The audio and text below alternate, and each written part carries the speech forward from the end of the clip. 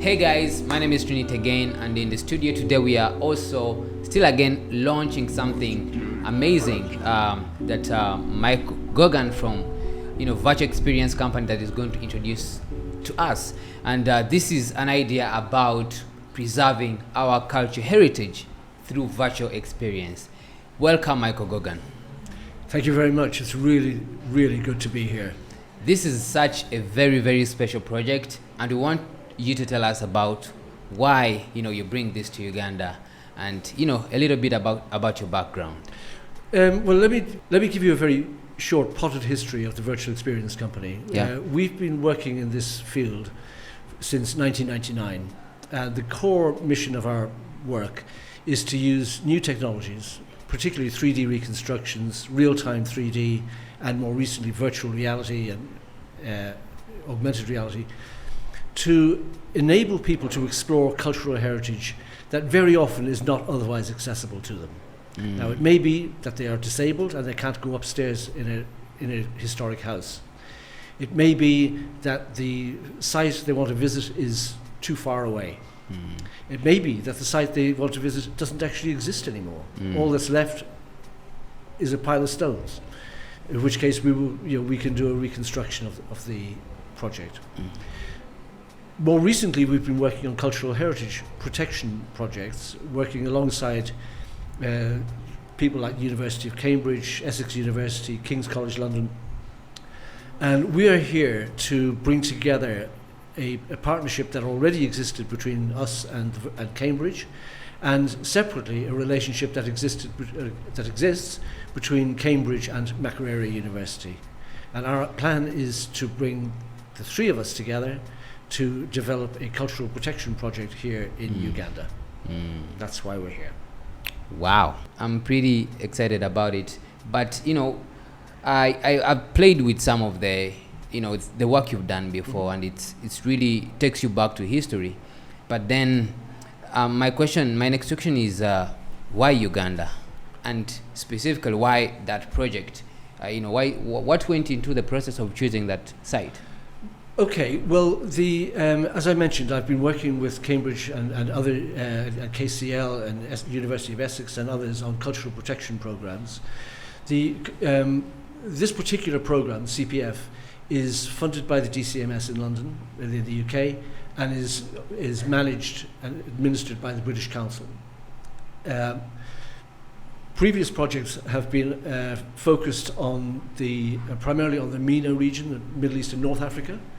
And more recently, they have expanded the scope of their programs to include East Africa.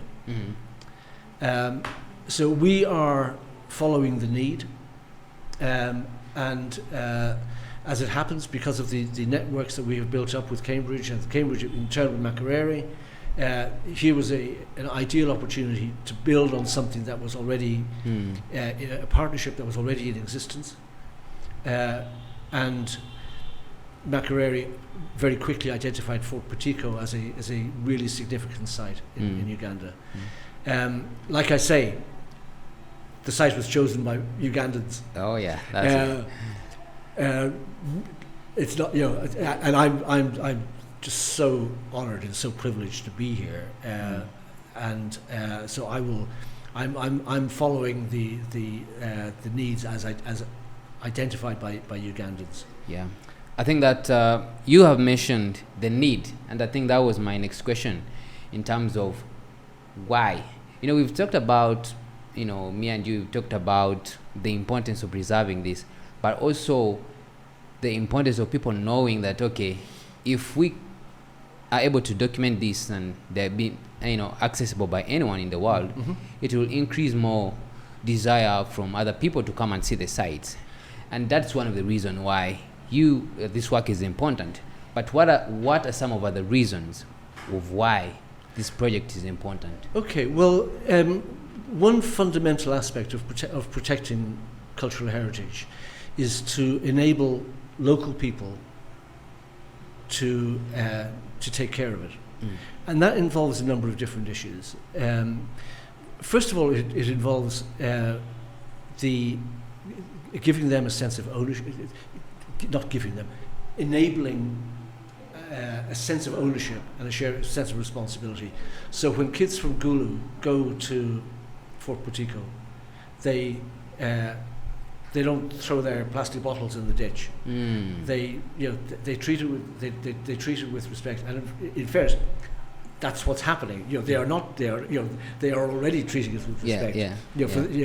But what we can do is we can give them tools which will tell them the story of it, and increase their involvement, increase their engagement. And this is one of the things that we can do with our technology, from the tech side, is use new technologies to increase their engagement. And in that way, they will help to protect it. They won't take the pebbles away. They won't take the stones away. That's crucial. Now, for me, it's important that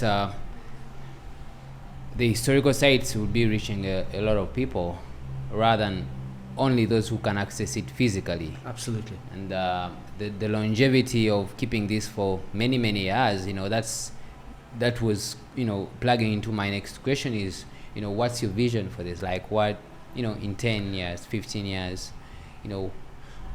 Well, one of the things that we have learned from the COVID pandemic is that we can really use new technologies to engage with each other, to engage with our cultural heritage, to explore the world. And I think there is a huge potential to share the story of Ugandan culture, Ugandan heritage, Ugandan nature. I mean, what an amazingly beautiful country.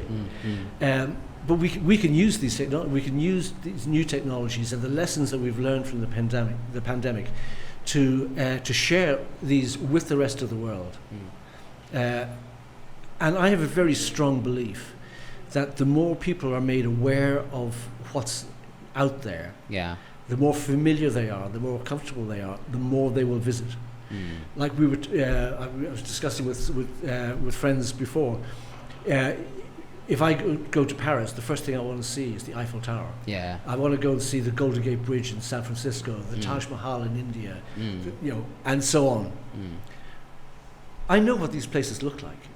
In pictures, I've seen them a million times. Yes. But the idea of actually being able to stand in that place, to stand on the ground, makes a difference. Where our predecessors stood, to walk in their footsteps on the soil is something you can only do physically. And I think this is important, that virtual visits are not a replacement for physical visits. Exactly. They are an enhancement, they're a preparation, they're an education, and so forth. But there is nothing like standing on the ground where our ancestors stood. Wow.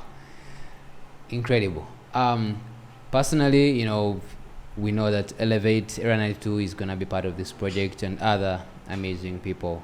And, thank you so much for, allowing us to be part of, such a fundamental project that is going to preserve our history and our culture. I've been really fortunate to have been introduced to you guys. I've had a look at the work that you've been doing, both in terms of your engagement with the people of Kosovo here in Kampala, but also the technical stuff you've been doing, the videos you've done, the music you've produced, the design, the production values you've achieved, and I'm humbled. I mean, I'm going to learn some stuff from you in this process.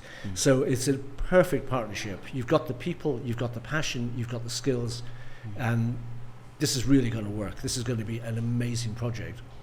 Well, Mr. Mike, we are super excited. Also, the young people I was with them last time, they're super excited to embark on such a project.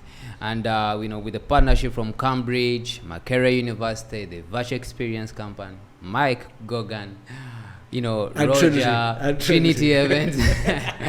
I believe that, we are going to really create something that is going to go down in history, because, this project is going to be important for so many, many years. So thank you so much for coming to Uganda, and we can't wait to, give some updates to the people on such a project. So thank you again. Thank you. All right.